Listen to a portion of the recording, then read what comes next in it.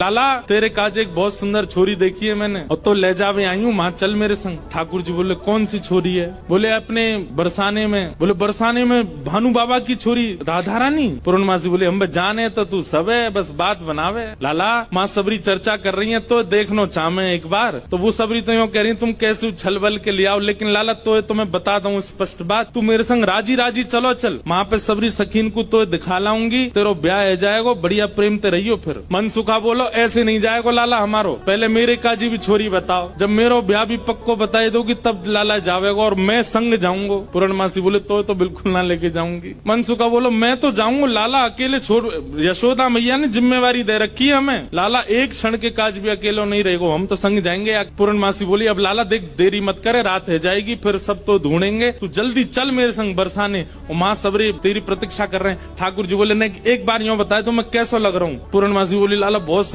मनसुखा बोलो लाला तू बरसानो नहीं जाएगो? पूर्णमासी बोली लाला संध्या हरी जल्दी चल। सोई ठाकुर जी चल दिए। मनसुखा बोलो लाला तेने बढ़िया हमारी यारी नभाई है, हम एक बार हमारी बात मान जा तो रुक जा तो ने। बोले अरे ब्याह के काज में 6 महीना ते इंतजार कर रहा हूँ, जैसे तैसे हेरो तो है ना देगो, तेरी बात बाद में मान लूंगा मैं, अभी जान दे। मनसुखा बोलो मैं भी चलूंगा। खूब पूर्णमासी ने मना करी, लेकिन मनसुखा बोलो मेरे बिना नहीं जाएगा, मैं चलूंगा। मनसुखा भी गयो। मनसुखा रास्ता में बोलो कैसो दिन आ गए हो भैया, बता दुल्हा पैदल पैदल जा रहा है, अरे कोई बैलगाड़ी तो मंगा ले, कोई घोड़ा तो मंगा ले, कोई ऊंट तो मंगा ले। पूर्णमासी बोली तुम जैसे इनके ब्याह है रहे यही बहुत बड़ी बात है, पैदल ही चल दो। बोले देख मैं तो पैदल चलूंगा, लेकिन लाला पैदल इतना दूर बरसानो पैदल थोड़ी जाएगा, या के काजे अब तेरे काजे ऊंट कहाँ ते लाऊं मैं, तेरे काजे घोड़ी कहाँ ते लाऊं मैं? मनसुखा बोलो वैसे जरूरत तो ना है, तुम नेक और झुक जाओ तो तुम ही काफी हो, तुम पे बैठ जाओ, थोड़ी तो झुकी भाई हो, नेक और झुक जाओ। लेकिन पूर्ण ब्रज में सब कुछ सुख मिलता है ठाकुर जी के साथ। पूर्णमासी नेक और झुक गई। पूर्णमासी करी लाला पहली बार आयो बरसाने? ठाकुर जी कह रहे हैं हाँ पहली बार आयो हूँ। बोले हाँ प्रत्यक्ष रूप में तो पहली बार लाला आयो है, वैसे तो जन कितनी बार आ चुको। खुद ही कंधा पे बैठे बैठे रास्ता बता रहे, आगे ते बाएं मुड़ जाइयो, यहाँ ते दाएं मुड़ जाइयो, यहाँ ते सीधे चलियो, वही है। अच्छा पहली बार आयो तू? ठाकुर जी बोले ना आ चुका हूँ, लेकिन स्वप्न में आयो, स्वप्न में देखो मैंने बरसानो। लेकिन जैसे ही ठाकुर जी पहुँचे बरसाने, हर घर में मानो जैसे आनंद की अपने आप लहर छाने लगी, चंदन की सुगंधी आने लगी, शीतल वायु सबके अंग को स्पर्श करके आह्लाद प्रकट करने लगी। जिस रूप माधुरी का दर्शन आज तक नंदगांव गोकुल की गोपियां करती थी, आज उस रूप माधुरी का दर्शन बरसाने की गोपियां कर रही हैं। हर घर में गोपियां अपनी अटारियों पर खिड़कियों पर आकर के खड़ी हो गई हैं, श्याम सुंदर की मनोहर झांकी को देख रही हैं। पूर्णमासी जैसे ठाकुर जी को लेकर के कीर्ति भवन में पहुंची है, आहा सामने से कीर्ति मैया ने पहली बार लाला को देखो है, क्या रूप झांकी, क्या ठाकुर जी के सुंदर नेत्र, क्या कीर्ति मैया को इतने भागे, मन तो हुआ कि अभी गोद से उतारूं, अभी भामर पड़वा के ब्याह कर दूं लाली को। लेकिन जाए करके जैसे ही पहुंचे तो पहुंचते ही स्वागत ही ऐसा कि अच्छा तो जही है वो कारे कारे कारे काले कलूटे। ठाकुर जी की रूप माधुरी पर ही आक्षेप करने लगी सब। ठाकुर जी को बैठा करके सब सखियां घेर करके बैठी हैं और अब आपस में चर्चा करनी है। बीच में मनसुखा भी बैठा है। सखियां आकर के बोली मैया जमाई तो आयो संग में, मुंह दिखाई करवा वे आयो संग में, पर ये अपने गांव ते बंदरन ने काई को लिया आयो संग में। मनसुखा बोला हम बंदर ना है, हम लाला के सखा हैं, हमारे कहे बिना कछु ना करे लाला, हम कहें तो उठे, हम कहें तो बैठे, हम कहें तो चले, हम कहें तो सोवे, हम कहें तो खावे। धीरे से देख रहे हैं ठाकुर जी अब की मान जाइयो, अगर कछु कहें तो, पिछली बार तो चल दियो। सब सखियां ठाकुर जी को कोई कान पकड़ के देख रही है, मैया कान तो ठीक है, आके नाक पकड़ के देख रही, मैया नाक ठीक है या की, आंखन में घूर घूर के देख रही, बोले मैया आंख ठीक है या की, मुखमंडल देख रही है।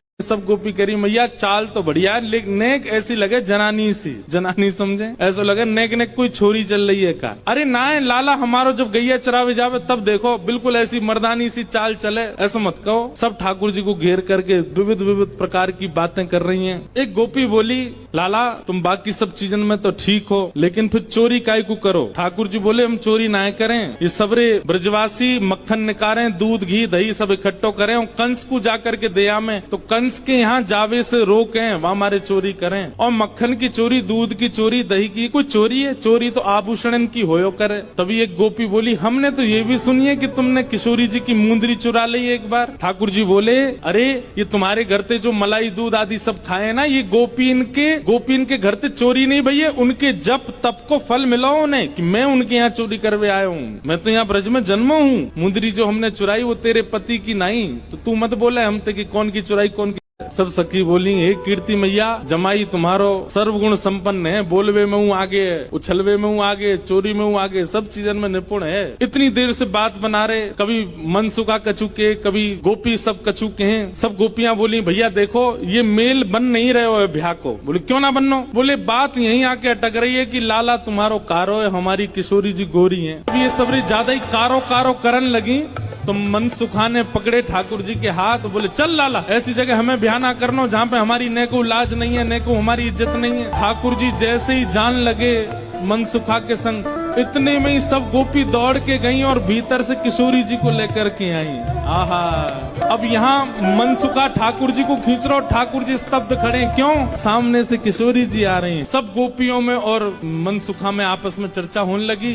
अरे भैया मनसुखा, तू अपने लाला यहाँ ते ले जा। बोले काय को? हमारी किशोरी जी तो कमल जैसी, उनके सामने जो भौरा कितनो बुरा लगेगो, बगल में बैठो कैसो लगेगो, या हमारे तुम तो यहाँ ते ले जाओ। ये कितने मुस्कुरा के सुंदर लग रहे हो, पर किशोरी जी के आती इनकी सबरी मुस्कुराहट फीकी पड़ेगी। सब सखियां कह रही हैं, बोले ले जाओ अपने लाला, कहीं और ही ब्याह कर लो। तो फिर अगली पंक्ति में मनसुखा कह रहे हैं, क्या? जैसी संध्या है जाए सो कमल मुरझा जाए, अपनी पंखुड़ी ने समेट ले। ऐसे ही लाली आपकी कितनी सुंदर हो, कितनी खिली कमल सी हो, लेकिन लाला के आते ही इनके समस्त तेज को, समस्त योग को, समस्त बल को हमारो लाला ले लेगो, ऐसा है नहीं। पर मनसुखा कह रहा है, मनसुखा कह रहा हूँ, हमारो लाला जैसी लाली के बगल में बैठेगो, सबरो तेज तुम्हारी लाली को अपने अंदर ले लेगो। ठीक है, हम अपने लाला ले जा रहे हैं। और जैसे ही ठाकुर जी को हाथ पकड़ करके मनसुखा ले जाने लगो, दो चार सखीन के मुख मुरझाए गए। तो मानो जाते जाते कह रहे हैं, मन में पछताऊं मैं, अब भी समय बोल दो तो हम रुक जाएं, लाला ती ब्याह करा देंगे श्री जी को। हमें पता है मनी मन तो आप सब लोग ये सोच रहे हैं कि आपकी किशोरी जी से भी ज्यादा सुंदर आपको।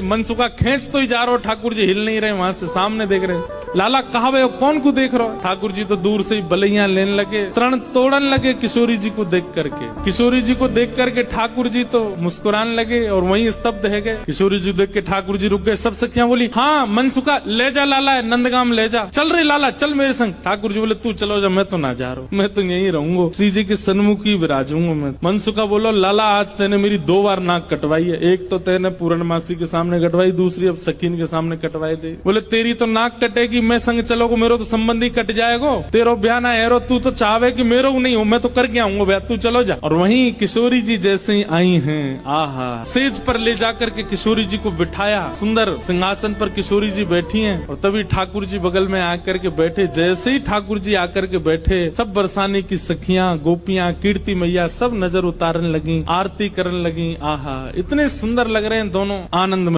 सबके भामर पड़ गई हैं ठाकुर जी की और किशोरी जी की। ठाकुर जी से सब लोग बोलने लगे, बोले देखो रूप में सुंदर है वे ते काम नहीं बनेगो, हमारी श्री जी के समान गुण है कि नहीं तुम्हारे अंदर? मनसुखा बोले देख लो, जो कहोगे हमारो लाला करके दिखाई देगो, सब करवे में निपुण है हमारो लाला। मनसुखा कहने लगा, लाला वंशी बजाए के दिखा दे इन लोगन। ठाकुर जी ने जैसे ही वेणुनाद अपने अधर पर धारण करी, वंशी अपनी कोमल उंगलियों से उसके चित्रों को आच्छादित करते हुए जैसे ही प्राण पिरोए वंशी में, आधे से ज्यादा जितनी सखियां वहां खड़ी थी सबको मूर्छा जैसी आने लग गई। जिन जिन पर किशोरी जी की दृष्टि पड़ रही थी केवल वो बची, बाकी सब तो जैसे मूर्छित होने लगी।